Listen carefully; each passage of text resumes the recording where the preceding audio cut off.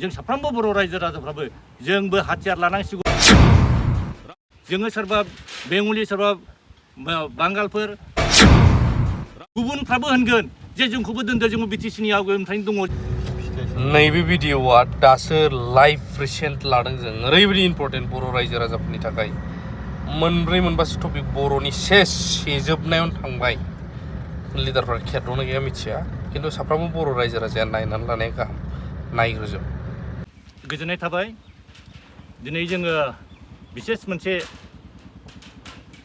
आयदानि बिसयै जे जायगायाव जोङो प्रेस मिट खालामनो बा नोंथांमोनखौ लिंहरनानै जों प्रेस मिट होदों बिनि खारना जाहैबाय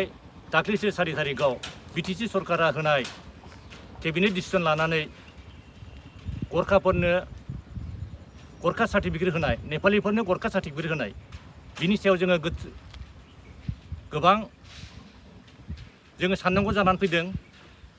बे रायजो राजाफ्रा जोंनि सायाव सोंथि सोंदों जे नोंथांमोना ट्राइबेल राइट्स प्रटेक्शननि राइटनि जानानै बिनि सायाव मा थांखि लादों बे बुंनायाव जोङो मिडियायाव फैनो गोसो गैयामोनबाबो जों दिनै रायजो राजाफ्राबो जाहाथे मिन्थिनांगौ मिन्थिनायनि थाखाय जे बिटिसि सरकारा मा डिसिसन लादों बा बिथांमोनहा गावसोर निजे लादोंना गुबुनजों खालामहरजादों बिनि सायाव जोङो बिथङै मिन्थिलायनो थाखाय जोङो बे आयदाखौ लानानै दिनै मिन्थिहोनो लुबैदों जे जोङो बे नटिफिकेसननि सायाव जोङो 8 तारिखआव जोंनि CM प्रमद सारनो जोङो मेम'रेन्डाम होबाय बे मेम'रेन्डाम होनायनि मोनायावनो जोङो मोनाबिलियाव जोङो नोंथांमोननि मिडियानि थ्रुआव जोङो इउटुबाव नुनो मोन्दों जे EM रन्जित फेरेंगा सार बिथाङा माखासे स्टेटमेन्ट होदों जे गरखाफोरनो बेबादि नेपालिफोरनो गथाय नेपालिफोरनो होनाय जानाय नङा बे सार्टिफिकेटआ मात्र माखासे गरखाफोरनि जायफ्रा प्रटेक्टेड बिसोरनोल' होनाय जागोन होननानै बिथाङा बुंदों नाथाय बाथ्राया बेसो जे बे जिनिसा जाय प्रटेक्टेड बा जायहा जोंहा एक्जिस्टेन्स थाखानाय दङ जायहा बेखौ बनाफाइड सिटिजेन होनदों बा जायहा बिटिसि 6 शिड्युलनि बिटिसि दानायनि सिगांनिफ्राय दङ बिसोरखौ जेरै राइटजों मोनदों बे मोनगासिनो दङ नाथाय बे नटिफिकेसनखौ होनांगौ खारना मा बेखौ जे जों कुइसन खालामो जे बेखौ मानो होबावनांगौ जादों बे जिनिसा सोलिबोगासिनो दं जायहा बिटिसि बासिन्दाखा बियो बिसोरनि थाखाय जेबो उसुबिदा गैया सोरबा बेंगलियानो जा सोरबा नेपालियानो जा सोरबा मारवारियानो जा बिहारियानो जा बिसोर मोनगासिनो दंखायो नाथाय बेखौ होबावनायनि खारना मा मानसिफोरखौ माने कनफिउज खालामदों कनफिउज खालामनायनि खारना बेनो जादोंमोन मा जे बिसोर मोनोब्ला उननि बेलायाव आरो बिदिबा जोंहा गिनांगौआ बिसोर गरखाफोरखौ नेपालिफोर जायहा माने गिदिर राष्ट्र दंखायो गिदिर देश दंखायो आरो गोबां नेपालिफ्रा जुदि फैनानै जोंनाव बे प्रटेक्टेड जानानै जुदि जोंनि हा हु लायोब्ला बिनि उनावबो सोरबा राजबंसियानो होन सोरबा मदासि सोरबा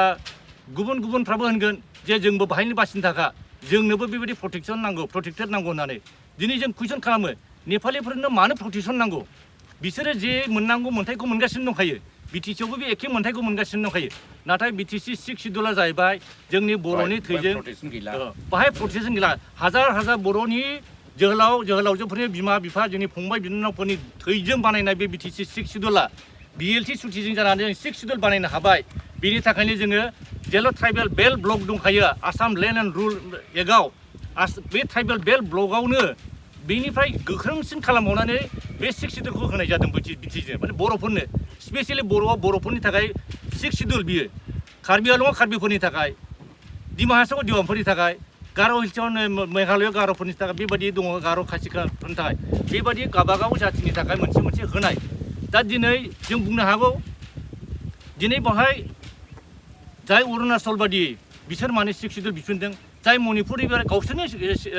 देशखौ सालायगासिनो दं स्टेटआ बिसोर दं माने बिसोर बिफिनदों दिनै सनम वांचुकआ दिनै माबाखौ लादाखखौ मोनसे इउनियन टेरिटरि होबाय इउनियन टेरिटरि होसेयावबो बिसोर जोंनि इउनियन टेरिटरिजों साफिसियेन्ट नङा जोंनो 6 शिड्युल नांगौ मानो होनबा इउनियन टेरिटरि मोनब्लाबो जुदि बाहाय 6 शिड्युल बा प्रटेक्टेड थायाब्ला बिसोरनो हा हुखौ बायजोबगोन होनबा दिनै लादाखिफ्राबो गोमाजोबगोन नोंखायनो सनम वांचुकआ बाहाय फैदोंमोन जोंनि बिटिसि 6 शिड्युलानो स्ट्रंगेस्ट 6 शिड्युल होननानै मानो होनबा बेखौ एमेन्डमेन्ट खालामनानै जोंनि ट्राइबेल एरिया एबा जोंनि प्लेन्स एरियायाव खालामनाय जादों खुनु इन्डियायाव गैया दा बिथाङा बहाय जोंनि माबा मोनसे फेस्टिभेल जादोंमोन बहाय गौरां पार्कआव बे कालचारेल कमप्लेक्सआव कालचारेल इडुकेसन एन्ड कालचार मोनसे माबायाव फेस्टिभेलाव बाव फैदोंमोन बेवहाय बियो 6 दिननि माबाफोरखौ बहाय लाना फैदोंमोन बियो स्टाडि खालामफैदोंमोन नाथाय जोंनि BTCनि सेक्रेटारि प्रिन्सिपाल सेक्रेटारि जोंनि अफिसारफ्रा बिथांखौ मोजां हेल्प खालामहराखै बिथांनो मोजां रिप्लाइ हराखै बिथांखौ मोजां माबा खालामाखै जायनि थाखाय बिथाङा सेटिसफाइड जालाङाखै जे बिथाङा जे 6 सिडुलसो मोनसे ट्राइबेलफोरनि थाखाय प्रटेक्सन होनायनि थाखाय मोनसे गोरा आयेन बे आयेनखौ बिथाङा मिथिलांनो लुबैदोंमोन बा जोंनि BTCखौ स्ट्रं होनना मिथिनायखाय बिथाङा फैदोंमोन नाथाय बिथाङा सेटिसफाइड जालाङाखै जों बेखौ मिथिनो मोन्दों दिनै BTC 6 सिडुलाव जोंनि थाखाय रोखा होखानाय दंखाथारो जे बियो ट्राइबेल बेल्ट ब्लकआ थासे थानानैबो बे जायगायाव नन ट्राइबेल एरिया दङ माने बेल्ट ब्लकनि बाहेरा दङ बे जायगाखौ प्रटेक्ट बे जेला 6 सिडुल जाबाय बे गासै BTC 6 सिडुलाव खुनु बाहाय दस्रा प्रटेक्सन मोना बहाय खुनु गरखाबो मोना खुनु नन ट्राइबेलानो मोना दा बहाय जोङो गुरखाफोरनि सोदेरनानै प्रटेक्टेड क्लास गैला बहाय बेबायदि प्रटेक्टेड क्लास होनो मोना नाथाय बेखौ बोरै होखो सोरनि इनस्टिगेसनाव सोरनि कनस्पिरेसियाव बिथांमोना रन्जित सार बिथांनिफ्राय जों बिथांनि बुंनायाव मिथिनो मोनो जे बिथाङा बेखौ होनो हाया होननानै बुंखाबाय होनो हायसेयाव जे बै नटिफिकेसनखौ जे होनानै बिथांमोना खालामदों बेखौ माने बासिल'नांगौ जोंहा मा दरखार दं गरखाफ्रा उमुक मुगासो गरखा बिसोरनो जों होगोन बिसोरनो जों होआ नेपालिफोरनो बेखौ जोंहा बासिनांगौ दरखार गैया मोना जोंनियाव बिथांनिफ्राय जों मिथिनो मोनबाय बिथांमोनहा सोरजोंबा सालायहरजानाय लामा जोंहा बेखौ गिनांगौ जानानै थादों नोंखायनो जाहाथे बिथांमोनहा बेखौ जोङो मिथिगौ फेरेंगा सार बिथाङा गावबो मिथिगौ जे गोबाव समनिफ्रायनो दिनैसिम 4 बोसोर जाबाय बेखौ होआखै होबथानानै दोनबाय थाखादों फाइलखौ होबथानानै दोनबाय बेखौ होनो हाया नाथाय दिनै बे समाव होनायनि खारना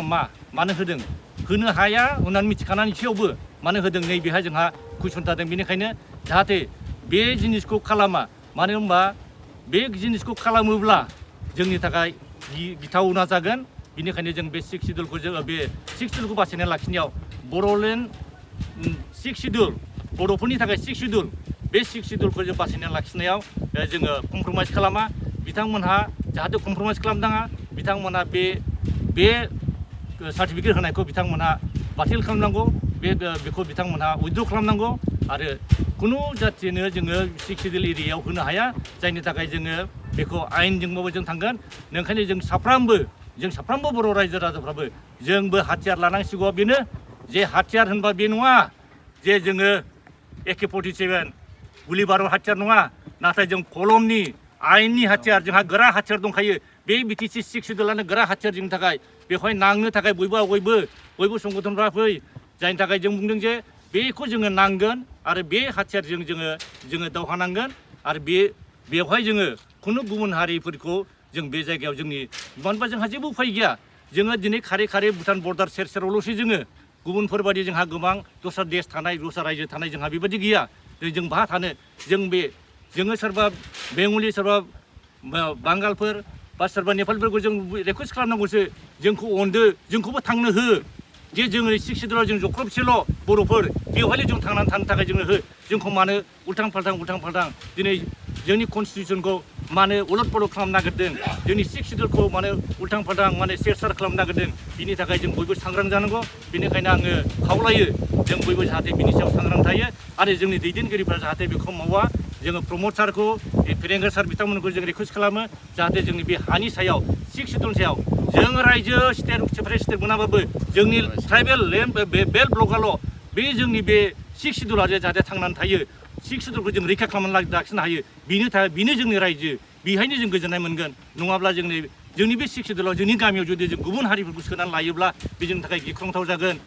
दिनै मजाबारिनि केसनि बिथाङा बुंदों मजाबारिनिखौ दासिमबो नंगौ हाग्रामाया होआखै जानो हागौ हाग्रामायाबो होआखै दिनै हाग्रामाखौ होननानै 17 बोसोर होआ जोंबो होआ होनना बुङोब्ला दिनै बेहायबो जोंबो होआ बे होयियाव बिदि लालायोबा जानाय नङा दिनै बिथांमोनजों कमप्रमाइज मानो खालामनो नागिरदों बिसोर माबेनिफ्राय फैदों माहानिफ्राय फैदों बिसोर जुदि बिनि बासिनो थाखायबा बिसोर न' दं बिदिबा बे BTCनि मानसिखा बिसोरखौ जोङो हिउमेनिटि ग्राउन्डआव दोनफिननो होननानै बुंदोंब्ला बनाफाइड सिटिजेन होननानै बुंदोंब्ला बिसोर बे जायगायाव दङ बे जाय जायगानिफ्राय फैदों बे जायगायाव थांफिननो हायो बिथांमोना जेरै जोंनिखौ सान्तिपुराव बिथांमोना हाग्रानिखौ होदों बिसोर गामिनिफ्राय फैदों जाय गामिनिफ्राय फैदों बे थांफिन दिनै होहरबाय जोंबो मोजां मोनदों हाग्रायाव हाबनायखौ होखांनायखौ बर'आनो जा हारसायानो जा होहरनायखौ जों मोजां मोनबाय जे प्रटेक्ट जानांगौ हाग्रायाबो दिनै होहरबाय बिसोरखौबो जुदि होयोबा बे जोंनि न'आव हाबफैनानै थानाय सुख'नानै लाफैनाय बिसोर इनफ्लुएन्सारफ्रा बे इनफ्लुएन्सारखौ जुदि बिसोरनो जायगा होयोब्ला बा गुबुन जोङो ट्राइबेल बेल्ट ब्लकनि नङै माने ट्राइबेल नङै जायगायाव जोंनि बिटिसियावनो जुदि दोनो होनोब्ला गुबुनफ्राबो होनगोन जे जोंखौबो दोनदो जोंबो बिटिसिनि आवगायनिफ्रायनो दङ जोंखौ दोनदो होमबा बेखौ जों बिराद गिदिर भुल खालामनानै जागोन बेनि सलुसनखौ उनाव जोबनायावबो जों खालामहैनो हानाय नङा बे इनफ्लुएन्सारफ्रा मोना बे इनफ्लुएन्सारखायनो बिसोर जोंनाव हाबफैदों इनफ्लुएन्सार नङाबा बिसोर गावनि गामियाव थांगोन बेनिखायनो रन्जित सारखौ जों बुंबाय जे बियो जाय जायनिफ्राय फैदों थांदों बेवहाय खुनु कमप्रमाइसनि खोथा गैया बेजों कमप्रमाइस खालामोब्ला बिसोरजों कमप्रमाइस खालामबा मजाबारिजों कमप्रमाइस खालामबा अल बिटिसिआव जों कमप्रमाइस खालामजोबनांगोन होमबा जों नाख्रेबजागोन बेनिखायनो रन्जित सार बिथांखौ रिकुवेस्ट खालामो जे नोंथाङा बे कमप्रमाइसजों बे खोथा गैया बिसोर माबेनिफ्राय फैदों थांफिननांगौ मानो होनबा इनफ्लुएन्सार बेवहाय दिनै इनफ्लुएन्सार खालामनायनि थाखाय जोंहा बेवहाय हमदर्दी जानांगौ बा जोङो बिसोरखौ अननांगौ बे खोथा नङा जोंनि फिउचार बिदिबा जोंखौ सोर अनगोन जों बहा थांनानै थागोन जों बेखौ नाहरगोन जों होनबा जों दा बे 10 बोसोरनि उनाव जोंनि फिसा फिसौआ मिथिया बेफोरखौ जों दा आन्दलन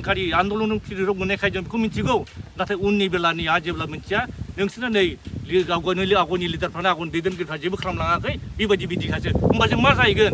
जोंनि फिसा फिसौफ्रा मा जाहैगोन उननि जायगाया मा जाहैगोन बे सिन्थाखौ लानानै जों दा बे जिनिसखौ जोङो इनिसियेटिभ लानांगौ जादों बायध'था जादों जोङो बेनिखायनो रिकुवेस्ट प्रमद सारनाव रिकुवेस्ट जाहाथे बेखौ बे गिदिर भुलखौ हानिखौ कमप्रमाइस दा खालाम दस्राखौ कमप्रमाइस खालामबाबो हानिखौ कमप्रमाइस दा खालाम जों बेखौल' रिकुवेस्ट खालामो बेनि आंनि खावलायनाय थ' नोंथांमोना नुनो मोनबाय नैबे खौरांखौहाय आरो सारमोननि बुंनाया बेसेबांसिम सोरनियाव हाबखो सैथो खौरांफ्रा बेखौ नोंथांमोना रायजोफोरबो एसे सान आरो भिडिअखौ शेयार खालाम जाहाथे बयबो बर' रायजो राजाफ्रा मिथियो जे जोंनि बैयाव सामलायग्रा लिडारफ्रा मा मावगासिनो सिं सिं मानो गुबुननो राइट होदों जों बेखौ दिन्थियोबा जों दायनिगिरि जायो